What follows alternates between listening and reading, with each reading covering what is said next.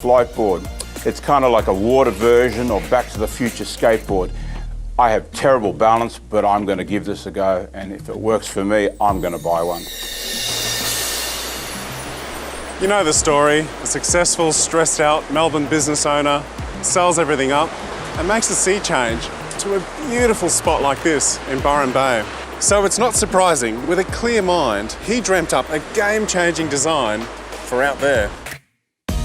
I was up here, and like a lot of things, you stop trying to come up with ideas and you have your best ideas. So, you know, staring out at that amazing water out there on a day where there was no wind and thinking, I want to get out there on my hydrofoil kite surfboard. How can I do that, you know? And having this idea of putting a motor on there, just sort of, wow, bang. You know, instantly I could kind of see what this thing could be.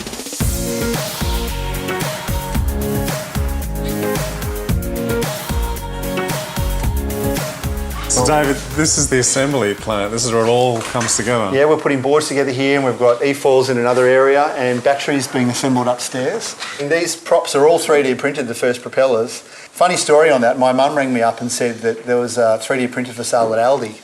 No. Yeah, but it was great because I could tweak the design, and every night I'd have a new propeller printing. Go out and test it.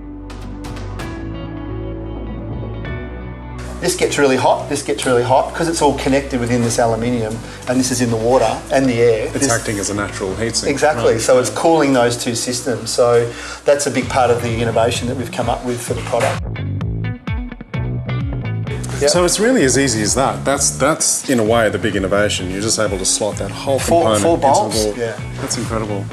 I am absolutely dying to have a go on this thing. Do you reckon we could take it out? I think we can organise that. What we have to do is put the controller on this little spot here to arm it, and when we're ready to go, pull the trigger.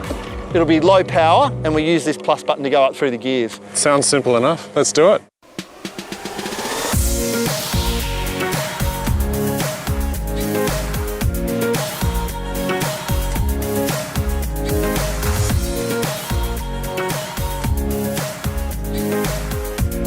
Here's a guy who had a vision.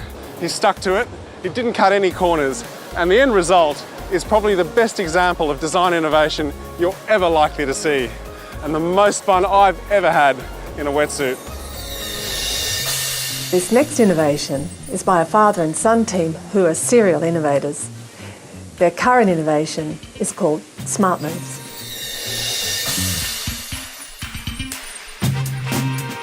So Richard, this must be your innovation R&D hub. Yes, this is where it all happens. And we're here to talk about this contraption? Well, this is the beginning of the technology. This machine measures the range of movement and also how much strength. But the problem of measuring strength is it is useless if you don't know how hard the person was trying.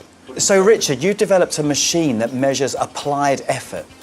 In other words, how hard I'm trying. Yes. Richard, you're a problem solver, aren't you?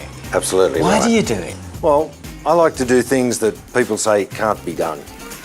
Ben, you look like a younger version of the last guy. You could say design runs in the family. Oh, so there's another part of this story. Well, you know the large machine you've just seen? Yeah. We've evolved it down to this. This is a wearable device that allows you to accurately measure joint movement. Talk me through that. Well, currently the method is using this simple device, a protractor. You place it against the body, identify the landmarks, and put you through your movement and calculate the range. This seems a little bit crude to me. Well, it's been around for 500 years and it's hugely inaccurate. Now there's the problem that your innovation will resolve. Yes. How about we get your top off and we'll measure your spine. The things I do for this show, Ben. Thanks for getting your gear off, Paul. What I'm going to do is slowly put you through some movement, and what our sensors do is record your movement. This gives more accurate results than what's currently available in the world. This technology can be used by physios, occupational therapists, surgeons, universities, you name it, this technology can be applied. One of the other great advantages of this technology is that it can be taken home with the patient. We can download an application onto their phone or iPad, and they can be doing rehabilitation exercises that the doctor has prescribed for them. You know, as a designer, I get a real kick out of meeting people like Richard and Ben. They're not scared to challenge convention, they're not scared to think outside of the box, and they are changing the world one good idea at a time.